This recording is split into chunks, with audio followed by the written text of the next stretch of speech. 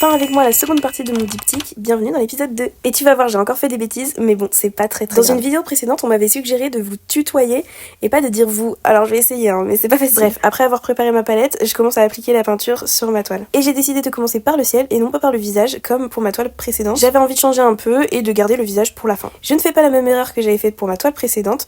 J'utilise une éponge pour appliquer les premières couches de peinture qui composeront le ciel et je commence par du foncé et non pas par le clair. J'applique donc une première couche de peinture grossièrement à l'éponge et je fais les contours au pinceau afin que ce soit plus net et que je déborde pas trop, enfin voilà, que ce soit propre. Sauf que là encore une fois je me concentre pas et je fais les contours du château de Poudlard alors qu'ils n'ont pas lieu d'être puisque le soleil sera placé derrière le château, donc ce sera plutôt du blanc et du jaune. Donc je suis obligée de rattraper mes bêtises en recouvrant de blanc la partie où j'ai mis du vert. Afin de bien faire les raccords entre ma première toile et celle que je suis en train de faire, je positionne ma première toile à côté de cette toile-ci. Ainsi je viens éclaircir mon ciel en veillant bien à ce que ce soit raccord avec ma première toile. Je fais donc bien correspondre la forme des nuages à la première toile et je continue à éclaircir au fur et à mesure mon ciel en superposant les couches de peinture à l'éponge. Ici on voit que j'ai bien rattrapé mes bêtises et que je place la grosse zone de lumière qui vient du soleil derrière le château. Enfin je viens prendre un pinceau afin de réaliser les détails et je viens peaufiner mes différents dégradés afin de bien fondre les nuages au fond du ciel et apporter des zones de lumière là où il en manque. Je ne sais pas si grâce au croquis tu as deviné quel personnage de Harry Potter je vais peindre sur cette toile,